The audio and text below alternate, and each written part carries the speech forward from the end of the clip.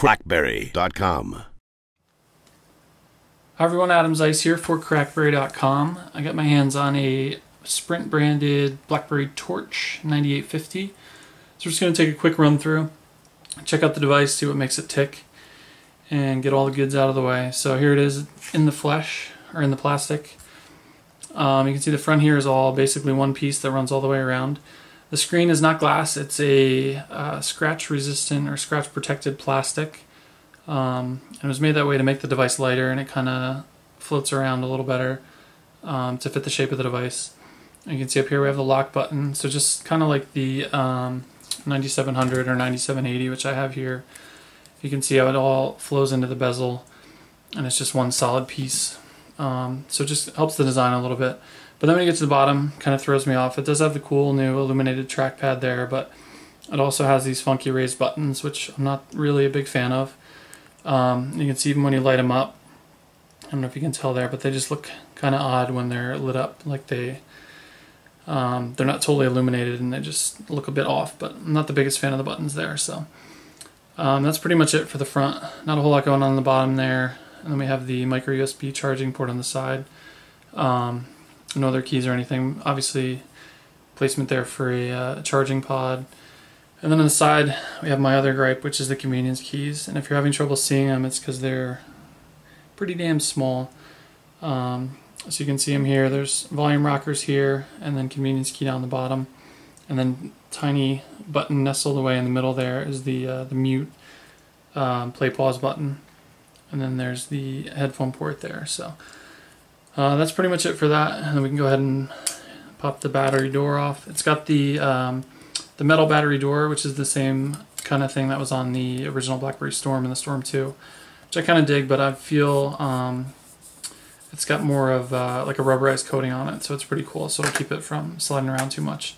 And this is really the only place the branding is on the device too, aside from the splash screen. So it's got the Sprint here, but if you notice on the device itself, there's nothing going on as far as branding anywhere else. So you get the JM1 battery, same one that's in the 9900 and 9930.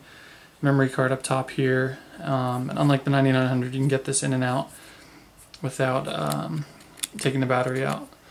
So good in that aspect. And then you have the SIM card remover. The SIM's actually up here behind the battery, so you slide this guy down, pop the SIM card out, and you're good to go. So go ahead and throw that back on. And pretty much what you see is what you get here. It's BlackBerry 7, shiny new icons. You have your panes here. You do have the option in BlackBerry 7 to disable these, but on the all touchscreen device it might come in handy because you can keep things more organized.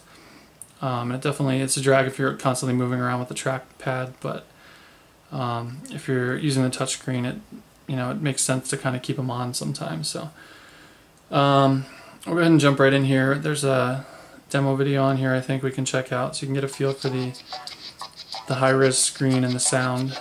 I'll go ahead and pump it up a little bit and find the button. So pretty cool. Definitely good for watching media, so you can see the video. It sounds pretty solid too. If you turn it this way, then you kind of loses its luster a little bit, but it's a totally cool media device for sure. And the other good thing that I like about it is obviously the web browsing. So we can see I was checking out Capture It there before. So we'll go ahead and jump into Crackberry. The keyboard, honestly not 100% sold on. I don't like just having a virtual keyboard. I like the option to have my my QWERTY keyboard too, be it hidden away or not. So I'm not totally a fan of the virtual keyboard. It is kind of a pain to type on, but again, you make the sacrifice and you have this great 3.7-inch screen here. So web browsing is awesome. You can do your flicking and your zooming and your pinching and all that good stuff. So that's really all there is to it for the most part. That's what you got. This is the CDMA variant. This is a Sprint branded version, the Torch 9850. GSM version is the Torch 9860. Not sure where it's going to land yet, but that's pretty much it. And be sure to check out the full review. Pick one up if you're a touchscreen fan. BlackBerry Torch 9850 from Sprint.